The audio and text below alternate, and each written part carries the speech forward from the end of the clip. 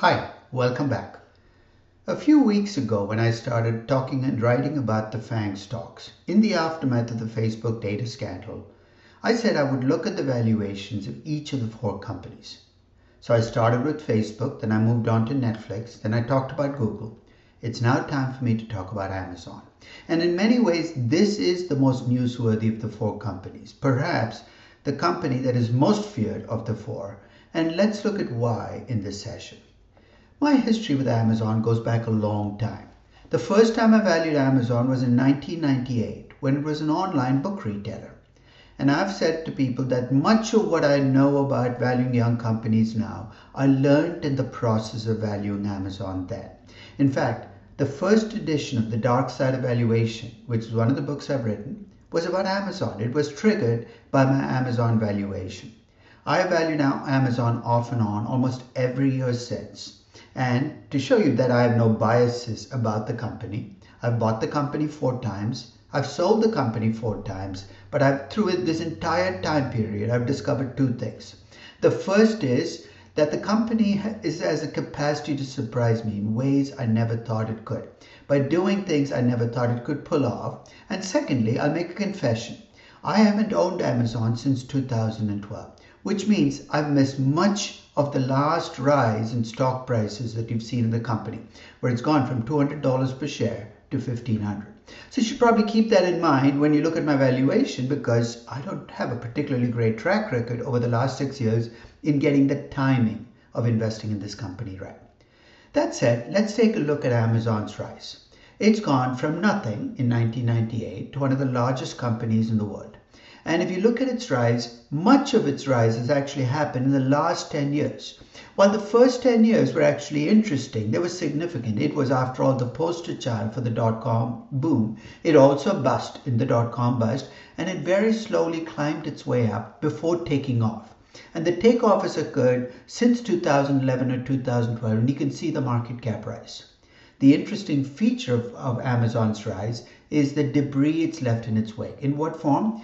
Every business that Amazon enters, no matter how large or small, it affects the other companies in that business. In this page, for instance, I look at Amazon's entry into 6 different businesses, drawing an article in the New York Times that basically listed these effects. There's the healthcare business, the prescription drug business, the grocery business, the package delivery business. You can go through each business, every single business. When Amazon enters, it's not just that Amazon is affected, but every other company is. For instance, in the grocery business, the 3 biggest players in the grocery business, Kroger's, Walmart, and Target, all saw significant drops in market cap when Amazon entered. So the one thing you can almost guarantee from an Amazon entry into business is not that it will make money, but that everybody else will make less money. Note also on these graphs that many of these companies recover at least some of that loss you saw initially. So perhaps markets are guilty of overreacting to an Amazon entry. So let's look at Amazon's operating history. Again, it's a company that in the late 90s was a startup, and over time has gone from something to something very big. Its revenue growth has been astronomical. It's gone from less than $1 billion in revenues pre-2000 to almost $177 billion in revenues last year. Now, if you look at its operating margin, though, the record has not been as impressive. In fact, after a brief spike in operating margins from its startup levels, where it got up as high as 6%, this company's actually reported lower and lower margins over time. And the only upturn you've seen is in the last 3 years. And there's a reason for that, and we'll talk about that soon. But this is a company where, while revenues have grown, operating margins have stayed at very low levels.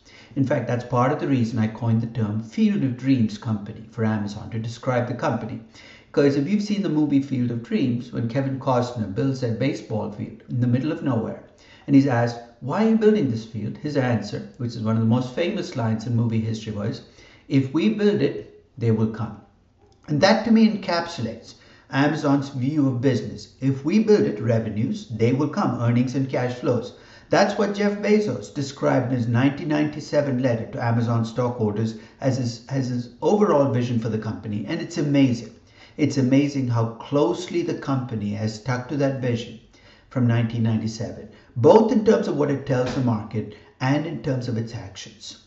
So now let's look at the reasons why revenues and the profits in particular have recovered in the last 3 years. If you look at Amazon as a business, it's widened its reach. It's gone from online book retailer to online retailer, from online retailer to online retail and media company. And in the last 5 years, it's added a new business, which is its cloud services business. This is a B2B business, a business where its products and services sold to other businesses. And while its share in the revenues has gone up, so the cloud services business is what Amazon calls AWS, has gone up to about 10% of revenues. It is accounting for all of the profits that Amazon is making. In fact, in 2017, the cloud services business was actually responsible for all of the profits in Amazon. It's been an incredibly profitable business, though you have to take this with a grain of salt because those profits are based on what Amazon tells us its costs in this business are. And the reason I say it's got to be taken with a grain of salt is Amazon is responsible for allocating expenses, and we don't know whether there are any expenses that belong to the cloud business that really are showing up in other businesses. Now, one component of Amazon's low profitability has to be taken into account. While Amazon's margins don't look impressive, in fact, they look downright unimpressive as a number, 2.3%, 3%, that number is depressed by two big costs.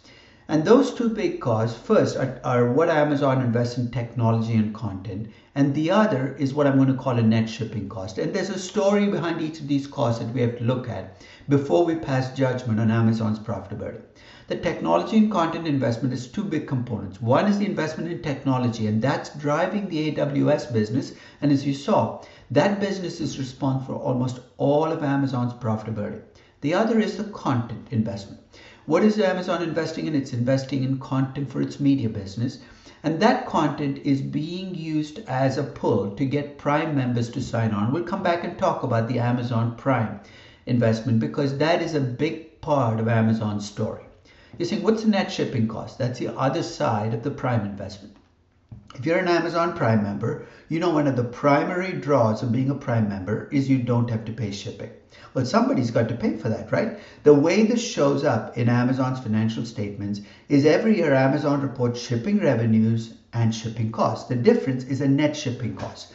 That amount was greater than $9.9 billion in 2017. In other words, Amazon spent almost $10 billion more on shipping than it received as shipping revenues.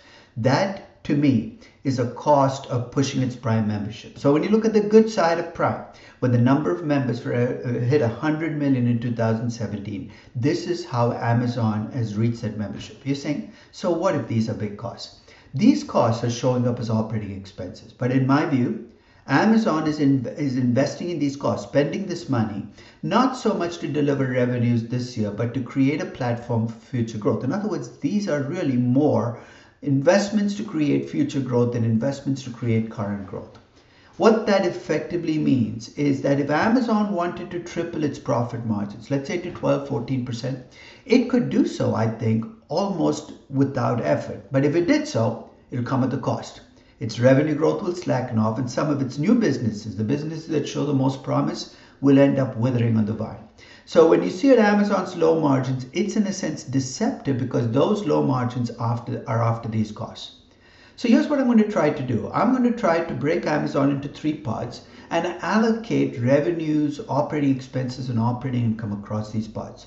This will require some judgment calls on my part, so take them with a grain of salt, and because you might come up with a different conclusion. So let's start with revenues.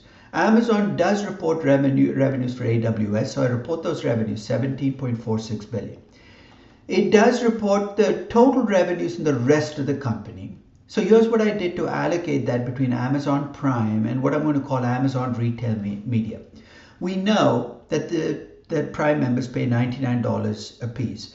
And if you take the global average, collectively Amazon reported $9.7 billion in subscription revenues from Prime. So that's the first part of the revenues from Prime. But the second feature to Prime that's worth noting.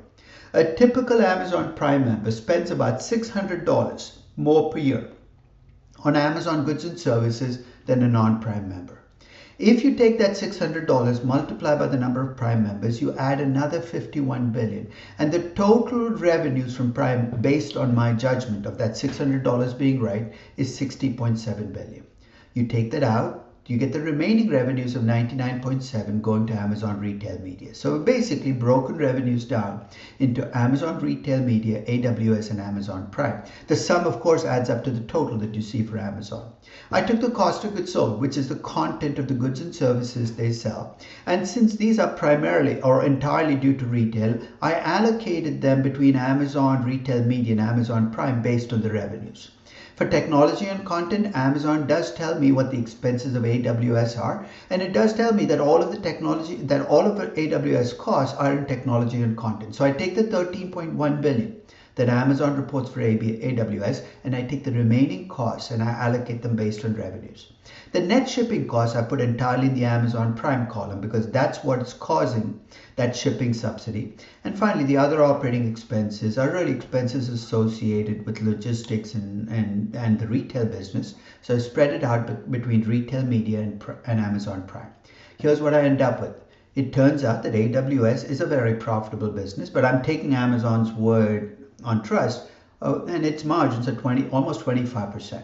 Amazon Retail Media is actually making money, at least based on my judgments. If you hadn't had Prime, their margins would have been 6%, not tremendously high, but that margin is after a significant investment in technology and content. And if you added back those expenses, the margins are close to 12%. Not bad. That's actually a pretty healthy margin.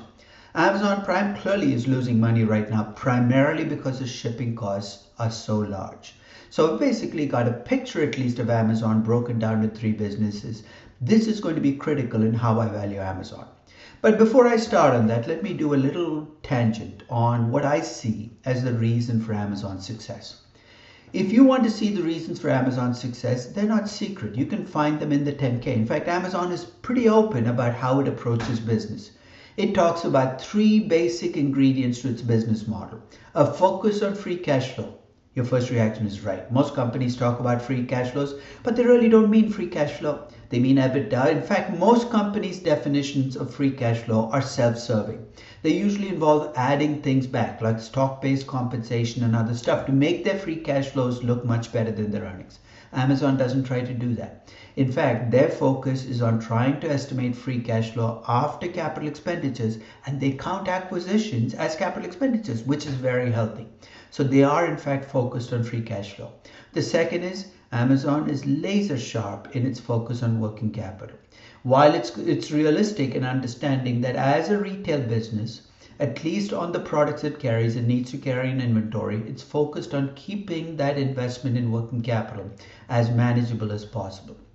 And finally, Amazon understands the power of operating leverage. It clearly thinks about its fixed and variable costs and economies of scale, which will allow its fixed costs to kind of become less critical as it grows. So that's the other half of the let's grow revenues model. Those are the things that Amazon points to. I'm going to add two other components that Amazon does not mention, but I think are critical to its success. The first is patience. I have never seen a more patient company in my lifetime. A company that is willing to make an investment and wait and wait and wait. Now you'd say that's easy for it to do. It's a big company with lots of access to capital. Well, Amazon did this when it was a small company with not that much access to capital, especially after the dot-com bust. This to me is built into its DNA. It's part of the company, and it traces back to that letter I talked about that Jeff Bezos wrote in 1997. This is a company built to wait. The other, this is a company that doesn't mind experimenting. When it goes up into a business and sees the status quo, it experiments on different ways of shaking up the status quo. And if something doesn't work, it abandons it and tries something else. Waiting and experimentation are, to me, the keys to Amazon's success. So we know that Amazon has been incredibly successful in many different businesses in shaking up the status quo. Let's look at the other side of the picture. What do you do if you're a company in a business and Amazon comes into your business? Well, we know what you should not do because we have a history over the last 20 years of companies that have failed. The first is you can't out Amazon. What does that mean? You can't say, look, we will sell stuff at below cost and we will wait out Amazon. Nobody outweights Amazon. Not even a company the size of Google. You will essentially run out of patience before you run out of capital. You can't out Amazon Amazon. The second is, and this was true of a lot of the brick and mortar retail companies in the US, they tried to cut costs. Why? Because they thought if they cut costs enough, they could sell at Amazon level prices and still make money. Well, that didn't go too well, because here's why. In the process of cutting costs, they essentially cut out key costs. They alienated their core customer base, and guess where those core customers went? They went to Amazon. And finally, there's a lot of whining that goes on about how unfair the world is, how unfair it is that you have to compete against Amazon, and how Amazon doesn't play by the rules. There might be a hint of truth to this, but you cannot base your business defense on throwing yourself in front of society and say, save us from Amazon. It's never worked before and won't work in the future. Well, are there ways to fight Amazon? Well, you can improve the odds. I think it's difficult, but here are some of the ways. One is you can try to tilt the game in your favor. How? By getting regulators and governments involved. And that does happen in some countries and some businesses. You can draw regulators' attention perhaps to the market share that Amazon has. And perhaps these regulators and governments will put restrictions on Amazon and allow you to compete against Amazon. The second is you can play to your strengths. You were a successful company before Amazon came along, right? Don't forget that. Something made you successful, some core competence, and a customer group that liked you. Don't let go of those groups or those core competences. Nourish your strengths and play to your core constituencies. You need to take care of your core customers more than ever before when Amazon enters the business. And third, play to Amazon's weaknesses. We know that Amazon likes to be in businesses with high growth and low capital intensity. If you draw them into businesses with lower growth and high capital intensity, you're playing to their weaknesses and perhaps your odds can improve. I'm not suggesting any of these guarantee that you will succeed, but there are companies that have stood their ground and managed to walk away as successful companies with Amazon.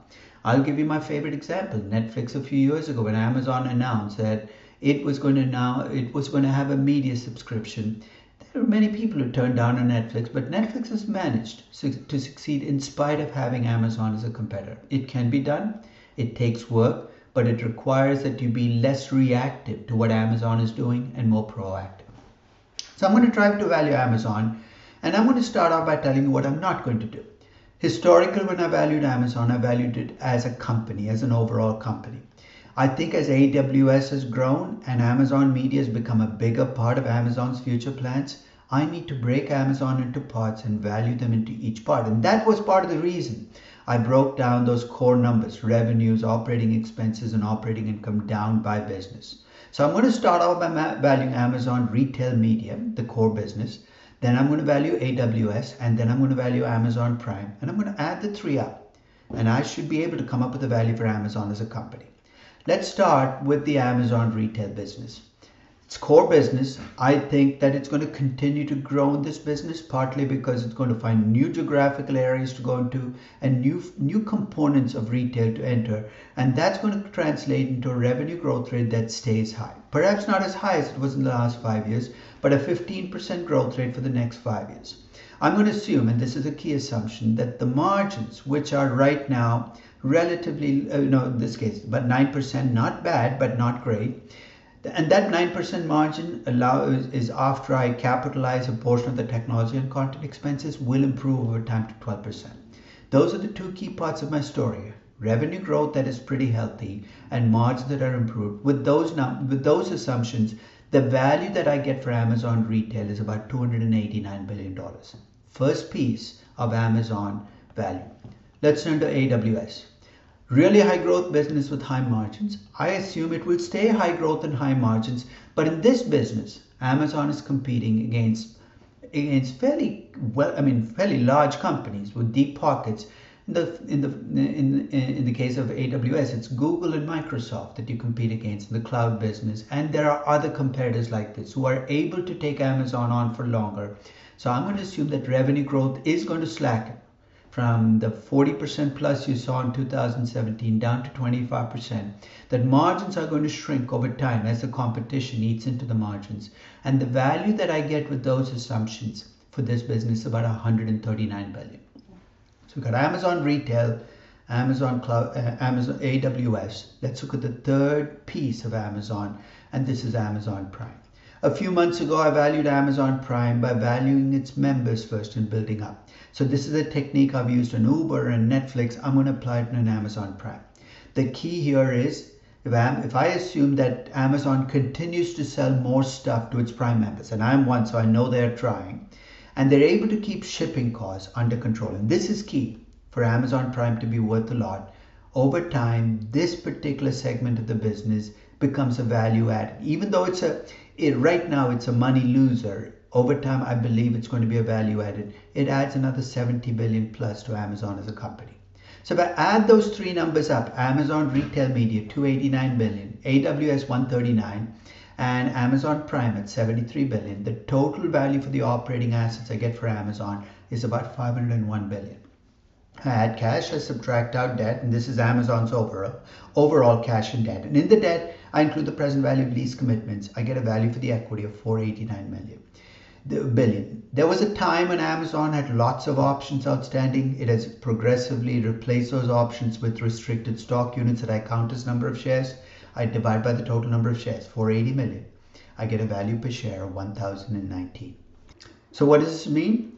At the current stock price of 1,460, it means I will not be buying the stock. But don't take that as my recommendation for you, because given my track record of not holding this stock for the last 5 years, as the stock price went from 250 to 1,500, you might want to make your own judgment. So download the spreadsheets I have for the three businesses, make them your own, change the assumptions you don't like, and see if your judgment is different from mine. For me though, this company is a good example of why good companies might sometimes be bad investments.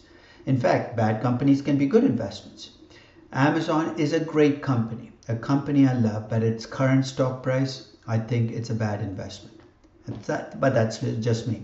That doesn't mean I will not hold Amazon again. In fact, I'm willing to wait. Wait for what? I'm willing to wait. Now let's stay with the Field of Dreams theme for Shoeless Joe to actually show up. And when he does, which in this form is going to take the form of profits and cash flows, I'm going to be willing to add Amazon for a fifth time to my portfolio. Thank you for listening.